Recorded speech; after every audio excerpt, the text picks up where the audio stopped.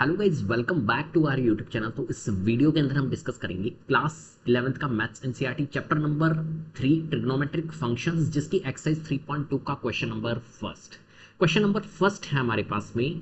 cos x is equal to -1/2 x lies in third quadrant.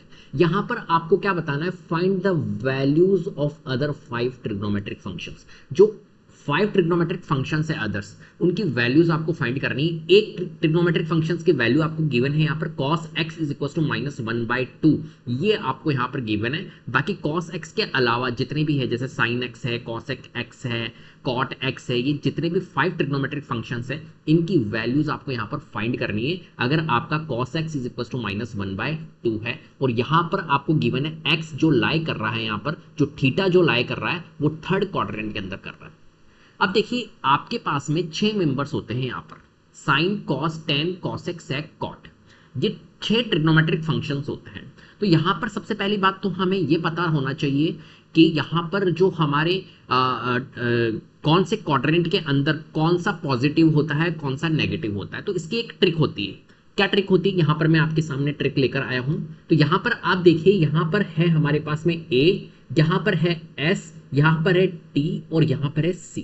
इसका मतलब भी मैं समझा देता हूं आपको। देखिए, यहाँ पर टोटल नंबर ऑफ क्वाड्रेंट्स कितने होते हैं, यहाँ पर 4 क्वाड्रेंट्स होते हैं। 4 क्वाड्रेंट्स होते हैं तो मैं इसको बोल सकता हूँ ये फर्स्ट क्वाड्रेंट है, ये वाला जो क्वाड्रेंट है ये सेकंड क्वाड्रेंट है, ये हमारा थर्ड क्वाड्रेंट है और ये हमारा फोर्थ क्वाड्रेंट है। अब देखिए, यहाँ पर इसको याद कैसे करना है, all student take care, all student take care, है ना, ASTC, ये आपको याद रखना है। अब देखिए, A मतलब क्या है, सबसे पहली बात इस चीज को समझाना चाहता हूं मैं कि A मतलब क्या है। A मतलब है ऑल। A मतलब क्या है, यहाँ पर ऑल, मतलब यहाँ पर सारे के सारे ट्रिग्नोमेट्रिक फंक्शंस जो होंगे वो पॉजिटिव होंगे। तो A मतलब क्या है, यहाँ पर ऑल। तो ऑल फर्स्ट क्वाड्रेंट के अंदर सारे के सारे ट्रिग्नोमेट्रिक फंक्शंस जो होते हैं वो पॉजिटिव होते हैं। क्लियर है, सारे के सारे यहाँ पर क्या होते हैं, पॉजिटिव होते हैं। अब यहाँ पर देखिए, साइन, S मतलब होता है साइन, तो साइन जो होगा यहाँ पर, जो यहाँ पर साइन होगा, तो सेकंड क्वाड्रेंट के अंदर साइन हमारा क्या होता है, पॉजिटिव। और साइन का अपोजिट हमारे पास में क्या होता है, कॉसेक। साइन का अपोजिट जो होता है कॉसेक होता है। तो साइन और कॉसेक ये दोनों के दोनों सेकंड क्वाड्रेंट के अंदर हमारे क्या होंगे, पॉजिटिव होंगे।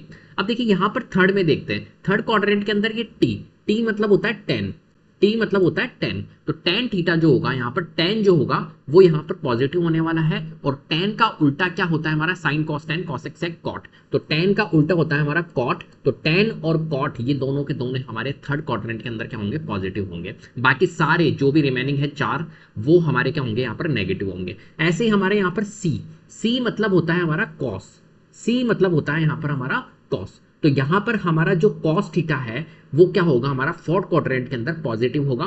बाकी सारे के सारे हमारे क्या होंगे, नेगेटिव होंगे। तो cos का उल्टा क्या होता है, साइन, कॉस, टेन, कॉसेक, सेक। तो cos का उल्टा क्या होता है हमारा, cos का उल्टा होता है सेक थीटा।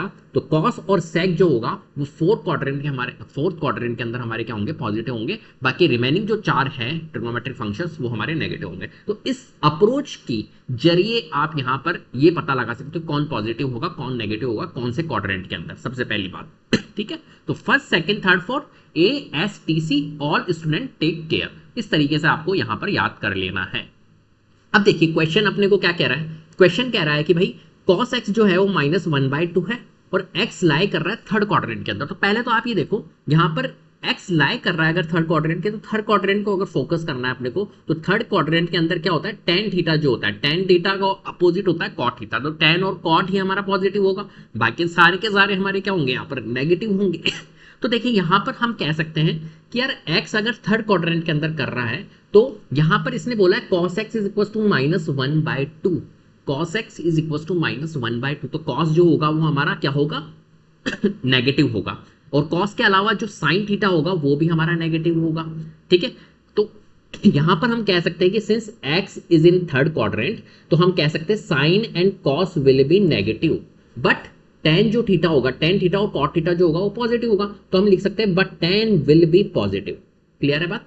अब देखिए, यहां पर अपने को गिवन क्या है, cos x is equal to -1/2, तो हमने यहां पर गिवन लिख लिया cos x is equal to -1/2। अब आपने 10th क्लास के अंदर ट्रिग्नोमेट्री आइडेंटिटीज पढ़ी होगी, sign square theta plus cos square theta जो होता है वो 1 होता है। तो यहाँ पर देखिए वी नो डेट, हम कह सकते हैं sine square theta plus cos square theta is equal to 1।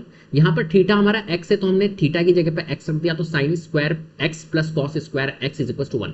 इसी आइडेंटिटीज का यूज करके हम इस क्वेश्चन को सॉल्व करेंगे। तो यहाँ पर देखिए sine square x plus cos square x is equal to 1, तो साइन स्क्वायर x तो हम एज इट इज रखेंगे, लेकिन cos स्क्वायर x की वैल्यू हम रख सकते हैं क्योंकि cos x की वैल्यू हमें पता है, यहाँ पर गिवन है cos x is equal to -1/2 है, तो cos x की वैल्यू हम रख देंगे। लेकिन यहाँ पर cos स्क्वायर x था इसलिए हमने -1/2 का क्या करा, यहाँ पर स्क्वायर किया है। क्लियर है? और इज इक्वल टू यहाँ पर क्या है 1 है, तो इज इक्वल टू में हमने वहां पर 1 रख दिया। अब देखिए यहाँ पर sine square x as it is आएगा, -1/2 का होल स्क्वायर अगर हम करेंगे तो -1 का स्क्वायर होता है 1 और 2 का स्क्वायर होता है 4, तो sine square x plus 1/4 is equal to RHS में है हमारे पास में 1। अब देखिए यहाँ पर ट्रांसपोज कर देंगे तो 1 तो यहीं पे रहेगा, 1/4 को हम ट्रांसपोज करेंगे तो प्लस का 1/4 ट्रांसपोज होकर 1 - 4 हो जाएगा। तो यहाँ पर देखिए sine square x is equal to 1 - 1/4 हो गया। अब जब आप इसको सॉल्व करोगे एलसीएम लेके तो 4 - 1 डिवाइड बाय 4 आ जाएगा, तो sine square x is equal to 3/4 आ गया। अब देखिए यहाँ पर स्क्वायर है, स्क्वायर को जब हम ट्रांसपोज करेंगे तो स्क्वायर क्या बनाता है हमारा, ट्रांसपोज होता है, तो अंडर रूट में कन्वर्ट हो जाता है, तो साइन x की वैल्यू आ जाएगी, स्क्वायर ट्रांसपोज होगा तो ये √3/4 आ जाएगा, रूट में 3 और बाय 4 आ जाएगा। और स्क्वायर है यहाँ पर तो 2 हमारे को क्या देगा, ये रूट देगा प्लस माइनस के अंदर, तो प्लस माइनस के अंदर जो वैल्यू आएगी हमारी प्लस माइनस √3/4 आएगा। अब देखिए √3 तो सॉल्व होगा नहीं, लेकिन 4 का अंडर रूट क्या होता है 2 होता है, तो हम साइन एक्स की वैल्यू हम कह सकते हैं प्लस माइनस √3 तो हमारा सॉल्व नहीं होगा, लेकिन 4 हमारा अंडर रूट होता है 2, तो √3/2 हमने यहाँ पर कर दिया है। अब हमें यहाँ पर पता है कि जो x लाई कर रहा है वो थर्ड क्वाड्रेंट के अंदर कर रहा है, इसने बोला है, तो and sine x is negative in third quadrant. हमें पता है कि अगर x लाई कर रहा है थर्ड क्वाड्रेंट के अंदर तो साइन जो होता है वो हमारा